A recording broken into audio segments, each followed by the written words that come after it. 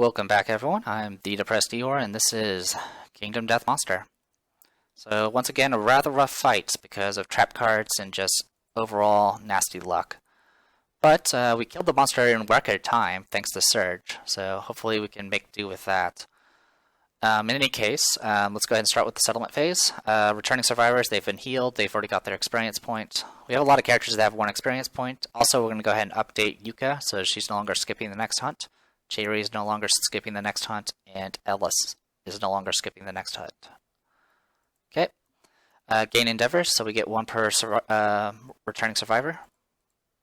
We also get an additional 1 for the Tinker. And another 1 from Rumelia being a Tinker, so that's 5 in total. 3, 4, 5. Next, we draw a settlement event. So another 1d20. 2. Clinging Mist.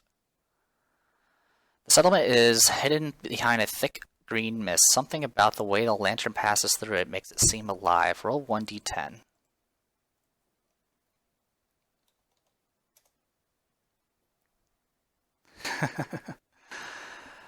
So, something about Clinging Mist is there's something very interesting about Clinging Mist. Because this event can get you a new game plus. I'm not kidding. You can get a new game plus from this. And that is happening right here, right now. So I'll go ahead and go over the stuff. If you roll really low, it'll cause boils and stuff and make all your returning survivors skip the next hunt. It's annoying, but not a big deal. The next one the returning survivors will get a random disorder unless you have ammonia, in which case it would just give let's see, nominate a survivor. You can nominate a survivor to get +3 understanding, but they'll get -1 luck. For essentially what they do is they use piss to get rid of the mist, so they douse themselves in piss and then just run around.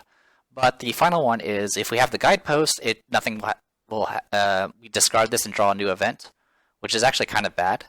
But if we don't have a guidepost, this is what's going to happen. Returning survivors must go on another hunt immediately without departing or changing gear grids, or become the starting survivors for a new settlement, starting with the first story settlement phase. So we can either immediately go on another hunt, in which case we'll be going with Alice, Rumelia, and Rumia, and we won't be able to change our gear grids, which kind of sucks. Now, bad news is, the other option is these 3 survivors will be the ones that just returned from to a new settlement. Essentially, we got lost and found a new settlement. That's what happened.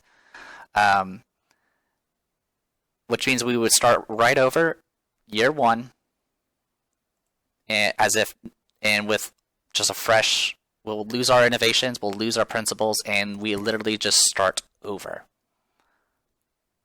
In fact, we'll end up losing all of this. Now, I'm going to go ahead and say I'm fine with doing that. Doing it this early is actually pretty powerful because one of the things we're lacking is gear for the most part, but we actually have some pretty good, decent gear. And what's going to carry over is the resources that we got from this hunt will carry over, and anything that we have in our gear grids, which includes, I'm going to include Reimu because you usually do. You usually include the person that gets killed. At least I do. So essentially we'll be starting year 1 again with our cloths as usual, 1 less founding stone, but we'll start with a bone blade, a bow, 2 guitars, a bone dart, and 2 pieces of rawhide, which will pretty much make us really, really good shape. Now, it technically means I have to make a whole new set of survivors and all sorts of other crazy nonsense. But we will deal with that when that happens, I guess. So yes, I'm going to go ahead and pick the second option. I could go on another hunt, which essentially gets you potentially double the amount of resources that you can get this year, as well as additional experience. But we already saw how rough the fight was with 4 people, and having only 3 people will kind of suck. And I don't want to push my luck that way. So this is going to be some pretty nasty setups, so let's go ahead and just do this right now. We're going to lose all this. we're back to either one. Our survival limit's going to... I'm going to go ahead and keep it 2 because we're going to get language anyway. This is all going to go away. I'm going to have to do graves again. I'll have to do that event again. Actually, oops, that was my bad. Let me fix that. Is that easy? No. Undo, undelete.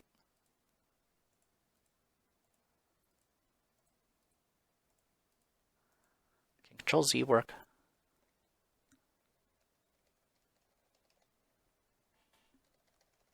No. Anyway, what I'm doing is I'm bringing these back because I need them for the freaking stuff here. So we're just going to do that, and that. There we go. So that's just going to be there off to the side. This is officially a new settlement, so these characters no longer are part of the death count. Well, Reimu is. Everyone else is not. And all of these characters are gone.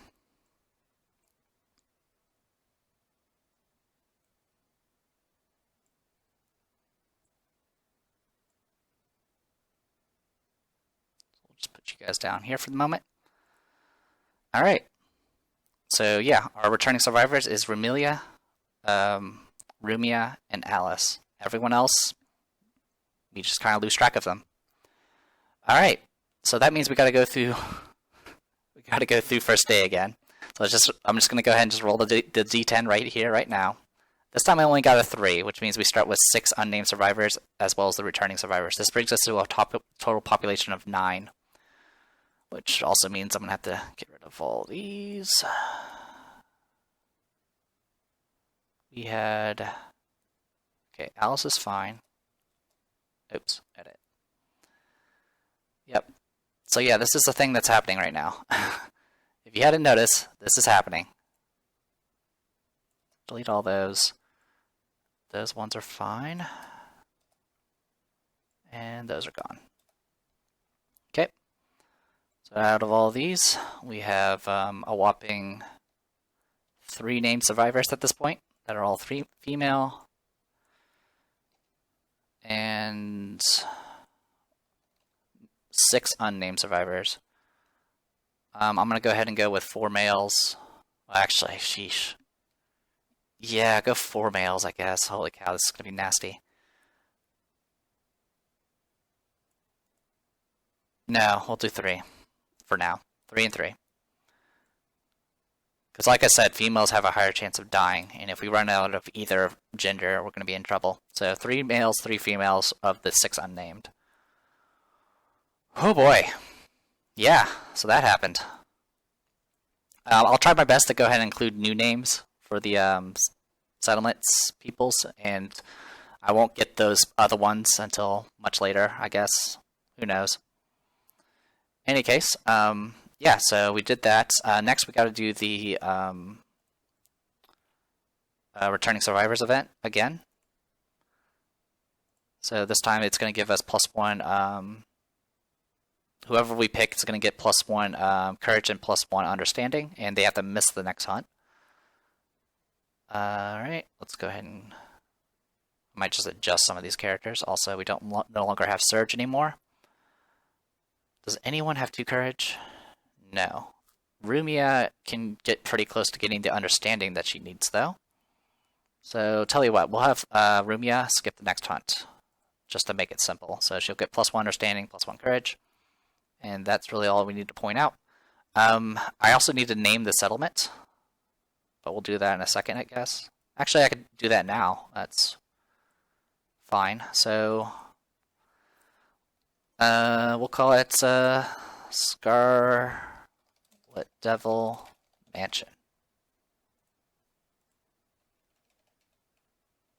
Because this is a thing that's happening right now. Alright, naming that does give us 1 survival. The returning survivors, 1 survivors, a survival point. Okay, so that's all taken care of. There's no more departing survival. That gets removed. Also, I need to do the principal death thing again, so let's just do that right now. Sorry, I'm all over the place because we're literally resetting right here, right now. So let's go principal death. I'm going to go ahead and go with graves again. Go ahead and stick with it. I mean, it's tempting to go harvest, but I want the population. So we'll go ahead and just do graves. Do a 1d10. Got a 10 again. So nominate a survivor with tears in their eyes. The survivor takes a shard of rock from the grave and marks themselves with it. They cherish this mark forever. The survivor gains +1 permanent luck. Okay. Okay. Remelia. Well, do I want Remelia to get it? I don't want to. I don't want to risk having like all my eggs in one basket type thing. But I mean,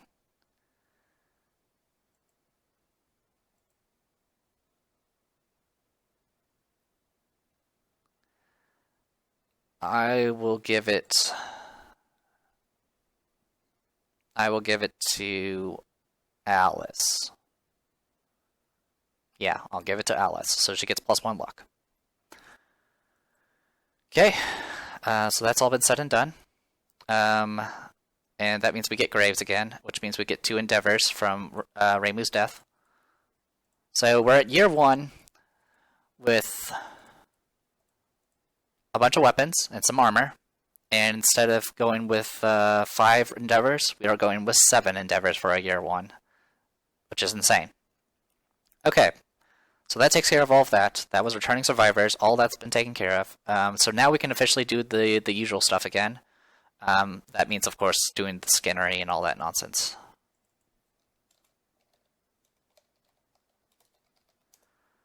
So we'll go ahead and just get out the skinnery.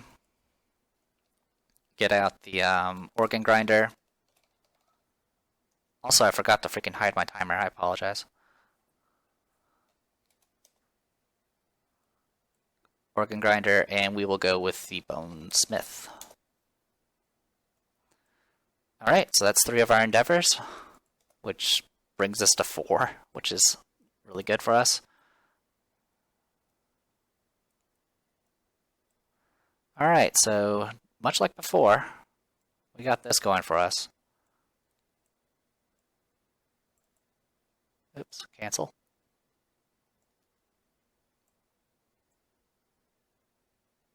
Okay, looks like that's all correct. Alright, next thing we're going to go ahead and do is we're going to go ahead and spend an endeavor, spend a hide, a bone, and a sinew to go ahead and innovate for this year. So once again, we're at bottom of the tech tree, and we're going to roll 2d6. Our options are hovel or ammonia. Ammonia would be great to start with, for many of the reasons I mentioned before. But let's go ahead and zoom in on this. It'll be a little bit easier to see. Hovels essentially get you houses. It gives you +1 survival limit, and you get +1 departing survival. It'll also give you access to hovel consequences, which will be things like more the family type stuff. It also can give you some help with intimacies, but at this point, we don't really. I mean, savior. Well, what will get us is access to saviors, which are really special characters.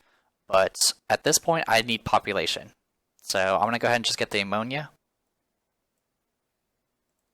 which will get this stuff back, like before. And this will add bloodletting and lantern oven back. Okay, and then these are just going to go away. So kind of similar start that we had last time, except the fact that we have a little bit of New Game Plus in us. But yeah, that got us ammonia, which is great. We're down to 3 endeavors left. I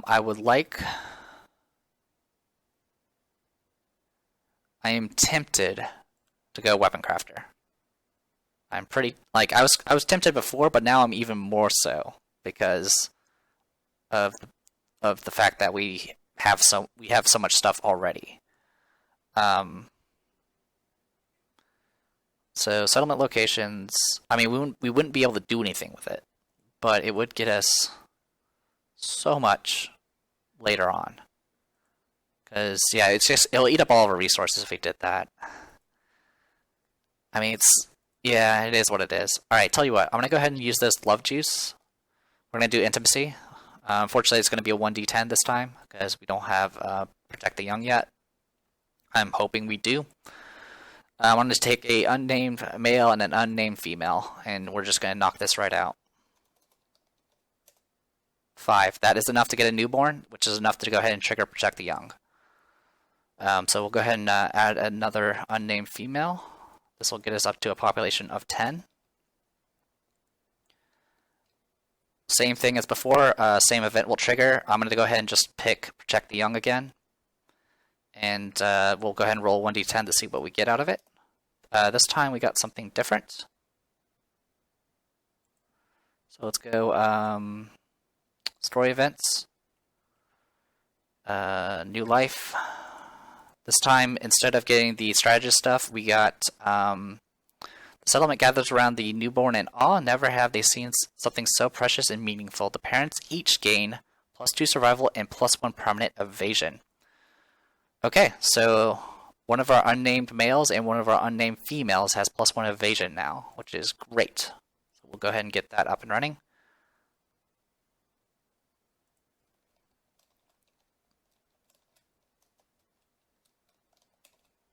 Do something like that.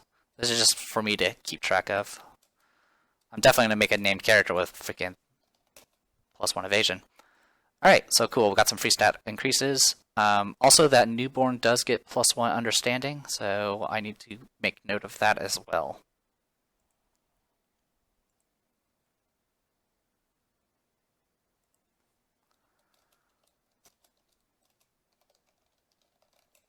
There you go.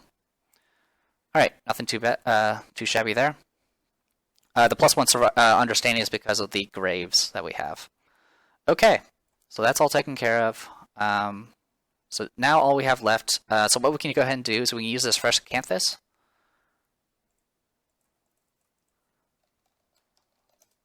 to make what is called a dried acanthus.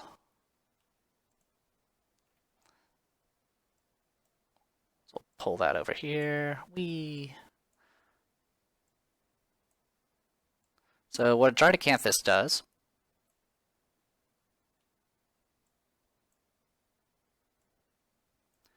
it's an herb, it's an item, and it's consumable. When you depart, you gain +2 survival, which is great. And when you suffer a severe injury, ignore it and archive the card instead. So with that, we can just safely archive the card. So yeah, we'll go ahead and just put that on Romelia so she doesn't get herself killed. And yeah, we can go from there. At this point, we're down to a hide and 3 bones.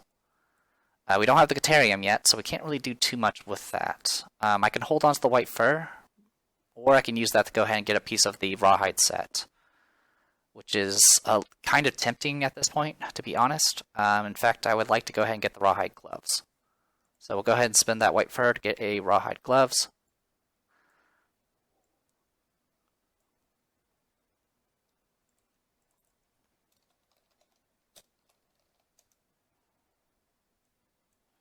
So this has a red tab to the left, which can be used to sync up with that leather armor, the chest piece. Also, when you depart with it, you get +1 survival. So that's pretty good. So with this, I can now get some stuff going for that. In fact, I kind of want to go ahead and give that all to Alice, because Alice is our luck character now. Yeah, I think I'll do that. So here you go. Alice, you're going to have the guitars. And you're actually going to go ahead and carry the armor set from now on. You deserve it. And we'll have Vermilia have a bow.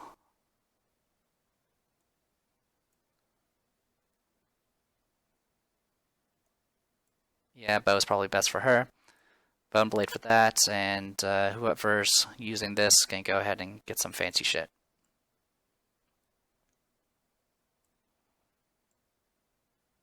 Okay. So yeah, that happened. Now the bad news is we no longer have Embrace the Darkness, so insanity, brain damage can potentially kill us now. With that said, though, I think we're in kind of good shape. I could use these bones for stuff. I can make daggers or darts or bone blades, but honestly, we don't really need any of those. I think we can go without that. So, with that all said and done, yeah. A lot of stuff just happened. So once again, I'm gonna have to go and get some new characters. I'll leave the males unnamed because I don't intend on using them anytime soon. But yeah, Alice is going to be hopefully our crit character. Because with the Lion Beast guitars having Dudley, that's 9 and 10 for crits, and then she has +1 luck. So that's 8, 9, and 10. So 30% chance with every hit to potentially crit. So yeah, that means every wound she does, she has like a 50-50 chance to actually crit with it. So it's not too shabby. And we do have a character that has +1 evasion, which is all nice. And yeah, we got that all going for us. Rumia will not be able to participate in the next hunt, so we'll definitely have to find a replacement for that. Okay. But with that all said and done, I'll go ahead and call this a video. When we come back, we will be doing our Year 1 hunt again with this new Game Plus that we just earned.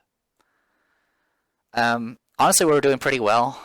We probably could have done the second hunt and probably squeezed on by, but this is a pretty rare opportunity, and starting even stronger for the next phase is going to be pretty good for us, I think.